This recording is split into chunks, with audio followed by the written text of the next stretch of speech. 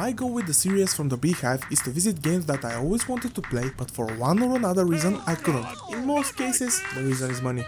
So I want to catch up on some titles, and also celebrate those games because most of them deserve more attention. That's what I did with Raven Software's Wolfenstein, and it totally paid off.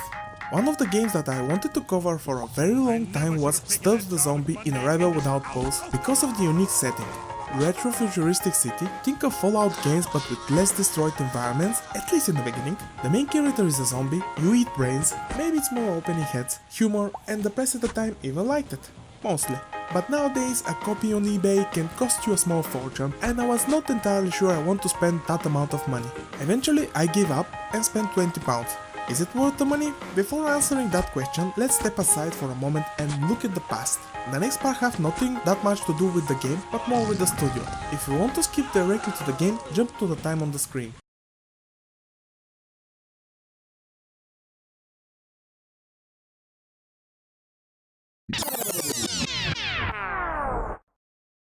The year is 2003, Chicago, Illinois. This is the birthplace of a little known studio, White Load Games. You probably never heard of it. Officially, with that name, they released two games. Stubbs the Zombie in 2005, a third-person brain-eating simulator for PC, Mac and the original Xbox, and Hail to the Chimp in 2008 for Xbox 360 and PS3, a party game. The first title received generally positive reviews, but it didn't make a splash. On the other hand, Hail to the Chimp was mediocre at best, and I don't think anyone played it, just guessing by the reviews available. While you may be unfamiliar with the studio, you may heard of its founder, Alexander Seropian. If you don't know who's that, you're not alone. Me either until this video. Alexander Seropian is the co-founder of Bungie. Yes, the same studio known for the Halo franchise. In 2002, just 2 years after he sold Bungie to Microsoft, he left the company to spend more time with his family and partially being frustrated with the game development process. From what I can understand, the frustration comes from managing a big team and lack of flexibility.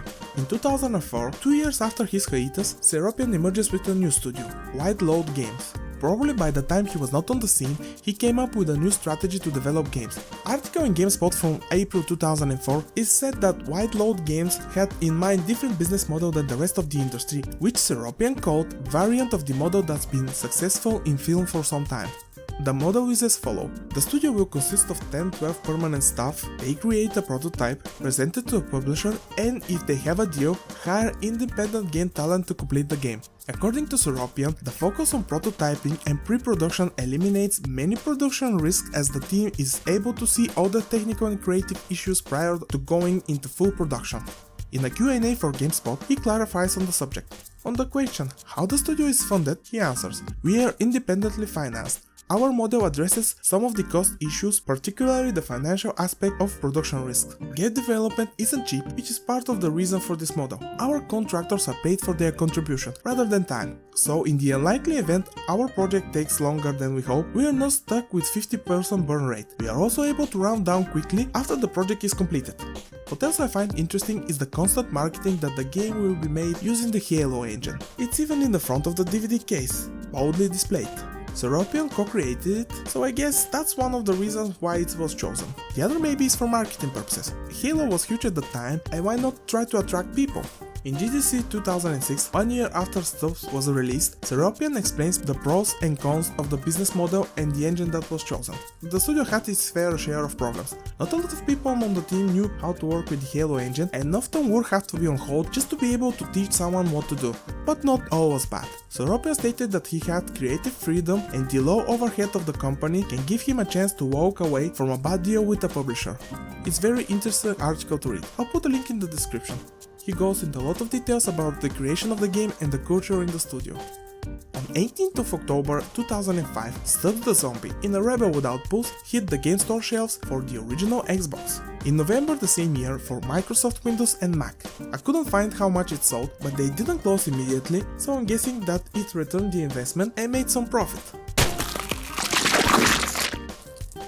3 years later, White Load Games released Hail to the Chimp, which was a mediocre party game according to the reviews at the time. There were plans for sequel to Stubbs, but it was never meant to be. In 2009, just 2 weeks after Disney acquires Marvel for $4 billion, they make much smaller purchase, White Load Games. Under Disney Interactive, they released another party game for Wii to positive reviews. Alexander Seropian left Disney in 2012 and founded a new studio, Industrial Toys. The company would focus on making mobile games for core gamers. In 2014, Wide Load Games closed its door and the sequel for Stubbs never reached past the planning stage. Just one look at the front cover is enough to know what you get into: munching juicy brains. Turning around to check the back, you will be greeted with the story on top, more on it later, and below screenshots with explanation what you can do and the mayhem you can cause. Eating brains. Possess the living. Build a zombie horde. Bring civilization to its knees. The last one is a bit of a stretch. It's just a city, but you have to start from somewhere. Before starting the game, there is some additional work to be done to run it. For AMD users, there is an easy solution. Just rename the exe to this. For NVIDIA users, it's a bit more complicated. I'll put a link in the description with the explanation what to do. Once you're in and see the menus, one of the 13 licensed tracks will play. They are all from the 50s when the game takes place. What's interesting is that every single option have an explanation what it does. This is something games nowadays don't do. Before starting the game, there is one more thing to do. Choose a difficulty. There are 4 all unlocked from the beginning. Don't choose the 3rd or the 4th. The 2nd is perfect. I'll explain why later in the video. What follows next is the introduction to Punchbowl, where the game takes place. It's done in black and white colors and film grain. This cutscene sets the tone for the whole game, cheeky dark humor. You see the bad guys, side characters, citizens, etc. I'm sure he's trustworthy. Don't worry, just the introduction is in black and white. The film grain you can turn it off if you want. And now it's time to see our anti-hero.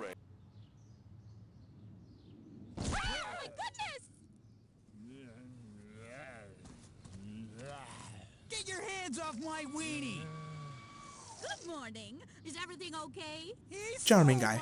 The lovely pink robot is Guidebot. This very short level is the tutorial and she's here to do her job, guide you what you can do. You'll see her in several places more later in the game, which means new ability. After the tutorial you see this.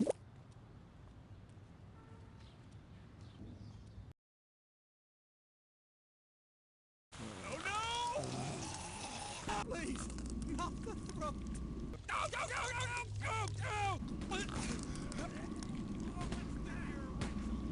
Before playing the game, I wasn't sure what the story is all about, and I didn't check the back of the DVD. And for a very long time, I didn't think the game had a story, and I was fine with that. But fortunately it does have a plot and is as silly as the whole game. I'm gonna spoil the plot. Despite the fact that the game doesn't have groundbreaking story, I still think you should skip to the time on the screen if you plan to play it. The story and gameplay have to be experienced as a whole. You've been warned.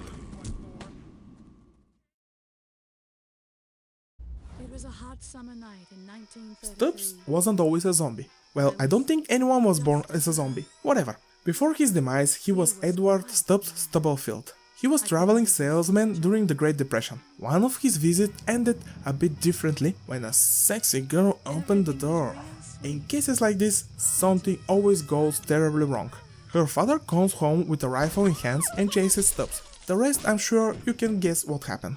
But the girl becomes pregnant and gives birth to a boy named Andrew. When the boy grows up, he becomes very rich and builds Punchbowl right on top of Stubbs' unnamed grave. Because of all these advancements, his resting place is contaminated with chemicals and thus he was born. Now it's time to munch some brains and take revenge on the citizens. In this short version of the story, it sounds a bit bad, right? And yes, it's nothing special, but the way it's told is what keeps it being generic and it doesn't unfold the way I said it. It keeps it interesting.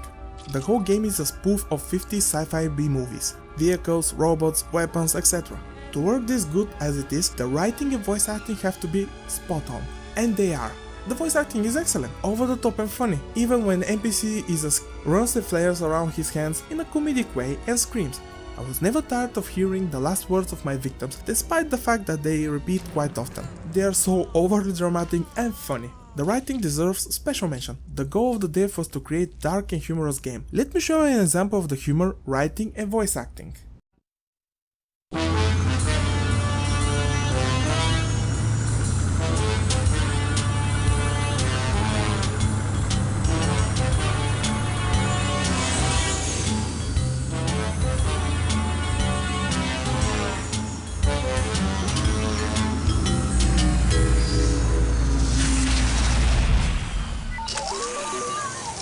Good morning, officers. Good morning, Pump Bud. Filler up. Yeah, but make it snappy. We're in the middle of a zombie holocaust. Okie dokie, 1 tank of extra leaded coming right up. I'm not sure I have enough cash to cover Oh, never you mind, sir. It's on the house. that. There's no need for that. Oh, it's my pleasure, officers. My pleasure.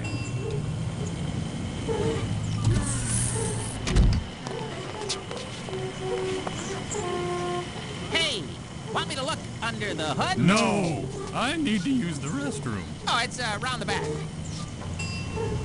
Yeah, go ahead. I'll try to keep from eloping with the car. Boy, you know, it's a good thing you stopped by, officer. There's been a bit of lawlessness this afternoon. Tell me about it. Strangest thing, this gentleman, a very ill one by the look of it. Wait a minute. Green skin, festering wound in his guts, ugly tie. I'm never gonna get used to seeing that. Huh. Ain't that a kick in the head?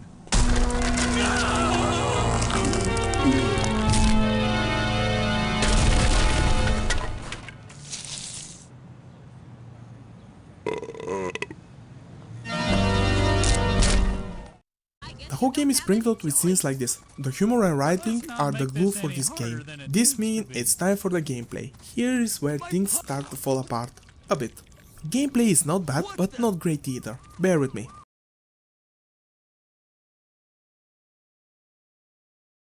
The tutorial shows you the basics: beating, eating, and the first of your abilities, the unholy flatulence. In other words, farting. This is your stun ability. Humans start gagging, giving you a chance to bite them. There is one interesting feature. After you affect a human, he turns after a couple of seconds into a zombie. Then you can call him to your location by whistling. Come on guys, let's go! Dinner time! And not only that, if you are behind one, you can push him in the direction you need him, or if you just want to move him out of your way. However, you don't have complete control over your small army. When you whistle, they follow you, but you can't point them who to attack. If your zombies are at certain range from a human, they automatically go in his direction. What I really like to do, and it was a legit tactic, is to use one of my zombies as a shield.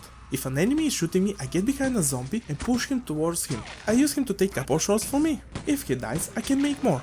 There is a catch. You can't just walk to someone and bite him. You have to get him into a vulnerable state by hitting him. Beside the dizziness you will see the humans do to indicate when you can bite them, there is also audio cue. This is very nice and neat touch. Of course, the bottom prompt shows up. With time, you also learn how many hits every enemy takes before you can bite their brains. In the beginning they take 3, later enemies up to 6. If you hit them one more time than necessary, they will just die and again turn into zombie, but you lose some benefits if you make them that way. Not every single enemy can be beaten. Some have helmets and it's not possible. This also applies to one of your later abilities, the possession. You can't possess them. When you see one of those and when you manage to weaken them, you tear his arm. After that he starts running around like crazy, spraying blood everywhere and screaming. It's like someone ripped his arm off. Now you have a weapon. Let me...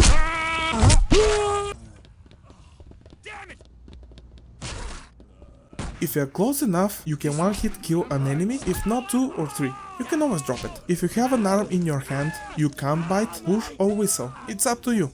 Even if you rip someone's arm, he still turns into zombie, but what I was surprised to see was even split corpses try to follow you when you whistle. There is a way to bite a head or tear an arm without beating them before that.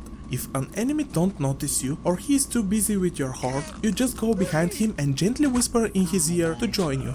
The second ability is Gut Grenade. Stubbs pull out his pancreas and throw it. You can have up to 3. In the beginning it's very useful because it's a grenade. You can detonate it at will by pressing the second time the corresponding button. If you don't do it, it stays on the ground, starts hissing until it explodes, but it takes way too long. What I found by accident is that the Gut Grenade can stick on enemy. Then he starts flailing his hands in panic and running all around the place. And if you are lucky, it will start raining humans.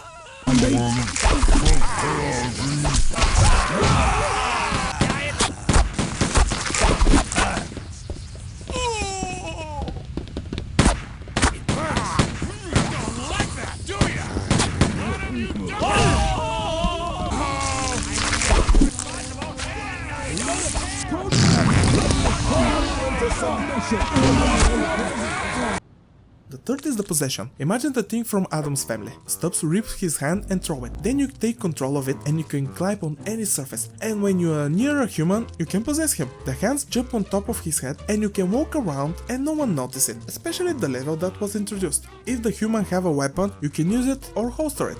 There will be 1 or 2 scenarios that you don't need to pull the gun, because if it's in your hands, enemies automatically start shooting you. It's an option if you want to shoot everyone, but only in the introduction level of this ability you have unlimited possessions. After that you have to replenish it and the hand have very little health. When you possess someone, Stubbs stays in one place and he is vulnerable. Choose wisely.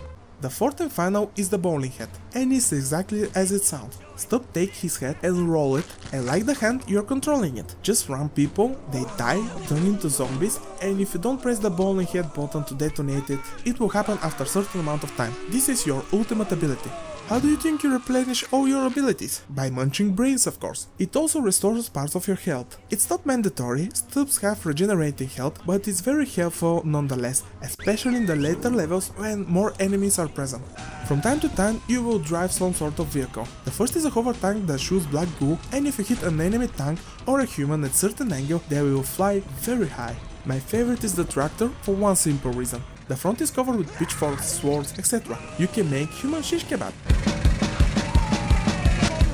Flowers, flowers, flowers everywhere. Flowers, flowers, flowers in my hair. Flowers, flowers, pretty as can be. Flowers here and flowers there, they're just for you and me. Flowers, flowers, oh, this smells so sweet. Flowers, flowers, gosh, they're just so neat. Flowers, flowers, all we do is pray. Bring some more ones we adore and put them on our grave. What I love about the game is how it makes you think what ability to use. It offers a bit of strategy, not just mindlessly spamming them. Do you throw a grenade or maybe try to possess an enemy and shoot the others? But this will leave Stubbs unprotected. Maybe you should jump in the middle of enemy group and stun them. The animation for farting takes time and you may die. All these little decisions for a short period of time. Also, you can kill your minions with a good grenade, so maybe you should be careful. Or not, you can always make new zombies. Often you are dropped in unique situations and this is what it kept the game fresh, and usually then you are introduced to a new ability. All this is accompanied with a lot of humor. Not only the cutscenes, I already mentioned how humans flail their hands in fear, but also the line they say when you chew their brains, or how the soldiers are convinced that you are a communist zombie. Don't eat me! No, no, no, no! I can feel it! Chewing! Stop eating me! Oh, my brain! Why me? Go, go, go, go, go, go, go! Please, not the throat. You cannibal! Hostile! Die, commie scum! You commie bastards! Die, commie scum!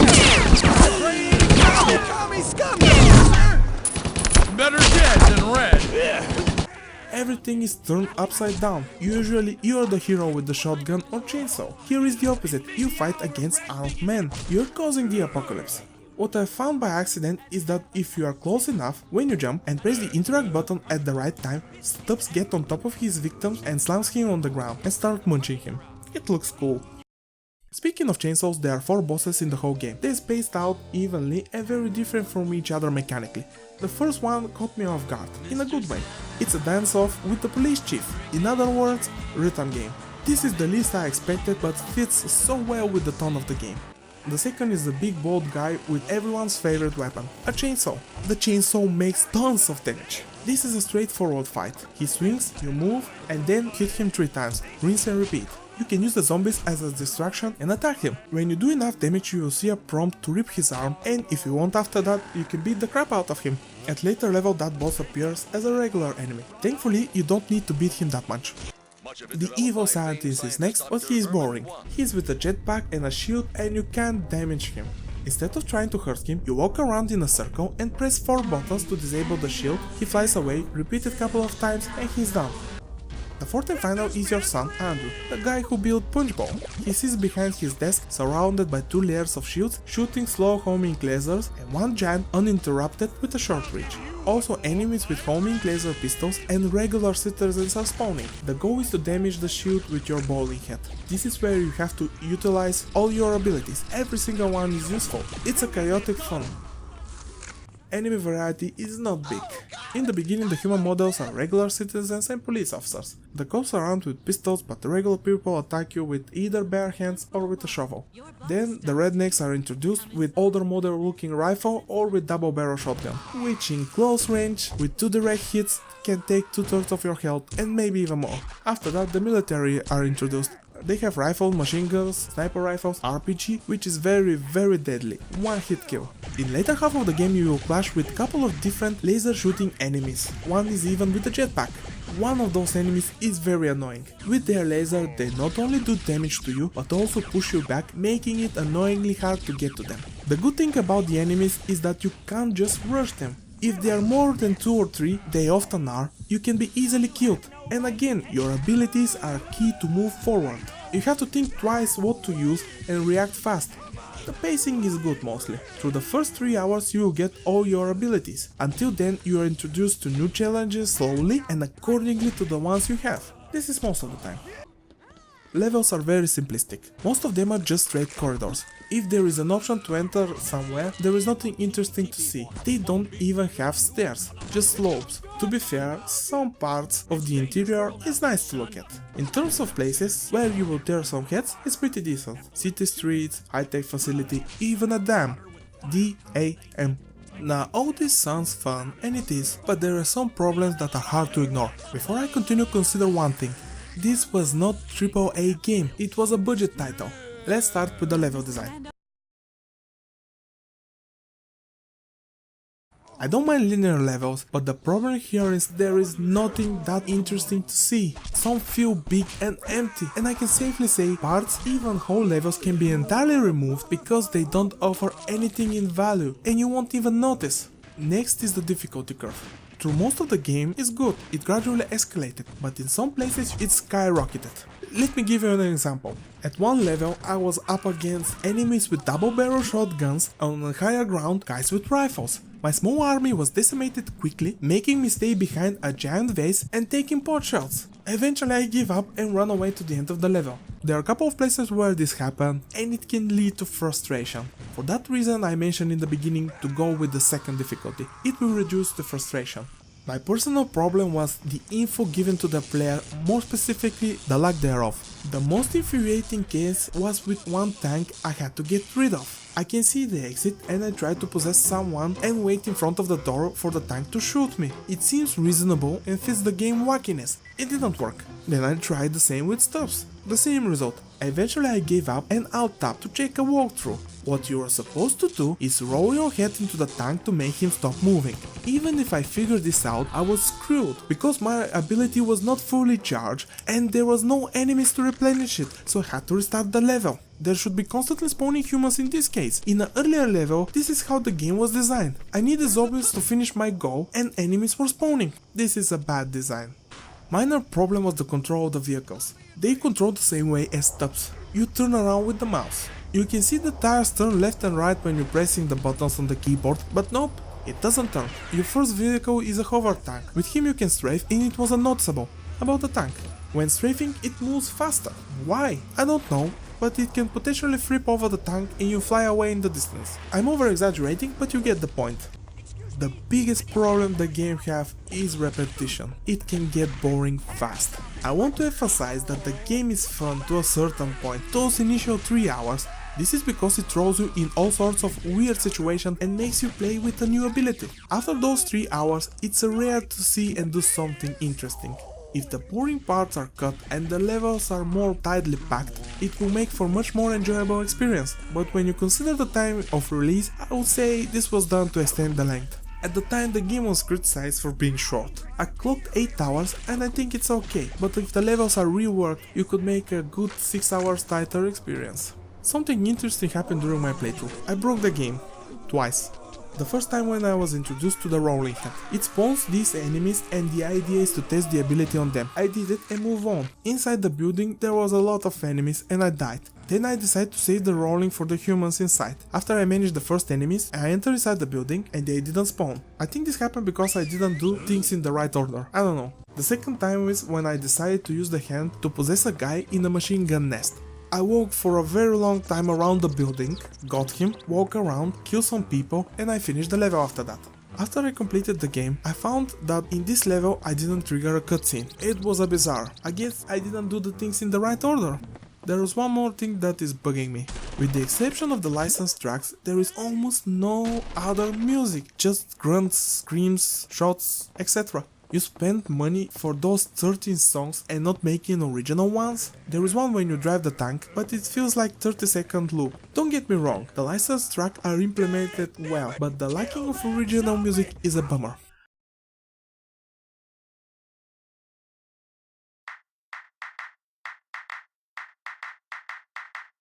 I know I'm hitting hard on the game, but it's because I can see the missed potential. The glue here is the cutscenes and humor, and when it puts you in bizarre situations. I want to spoil some of them, because not many people will spend money to buy a game that may not work.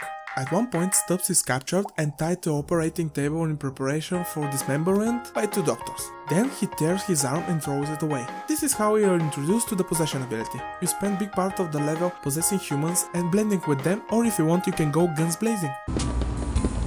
It's got me! Help! It's craving!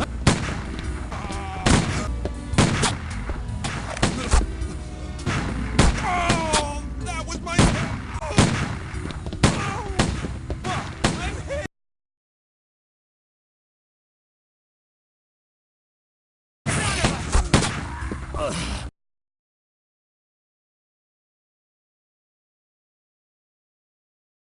When you holster your weapon, the other humans make sudden moves towards you just to make you think you're discovered and in panic to draw it out. How come you ain't talking, Bill? My favorite moment was when you killed the guy who killed you. After you blow up his house with him, Stubbs sees a sheep and rides him into the distance. Eventually they reach a dam from where the water supply for the city comes. The sheep dies and Stubbs needs to pee badly, so he enters the building. What he does after that can be described with one word: absurd. He climbs the top of the dam and the place he decides to relieve himself is in the tank with the water supply. After that, he blows up the dam. The whole situation is absurd and I love it. Stubbs causes water contamination because he wanted to pee somewhere. There are other interesting situations. The dev should stick more to this concept, to this ridiculousness. Also, in couple of places you can cause quite the massacre. I wanted more of this and maybe a bigger army. Only certain number of zombies follow you after you whistle. The game doesn't nosedive into the ground, it picks up steam again, but it doesn't put you in wacky situations. You just go in a corridor and kill enemies. Yes, it makes you think how to do it, but the novelty wears off. This was and still is a solid concept, and there is a lot could be improved with the sequel, which probably was cancelled with the buying of wide load games. It's a shame really. Would I recommend the game? Unless you find it cheap for Xbox, if you still keep it, or for PC, maybe even Mac. I spent £20 and I don't regret it. It takes everything you know and turns it upside down. You are the zombie, you have to fear the chainsaw, shotgun, machine gun. A great concept that deserves to be explored.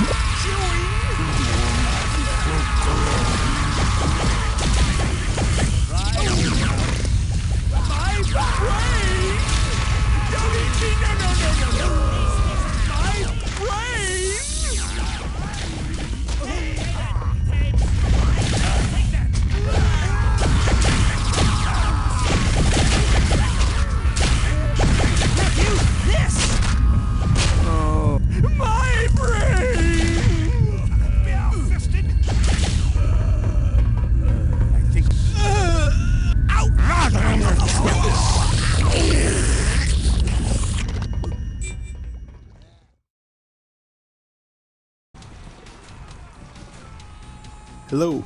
If you watched the whole video, thank you. Rarely people watch my whole videos, even the shorter ones.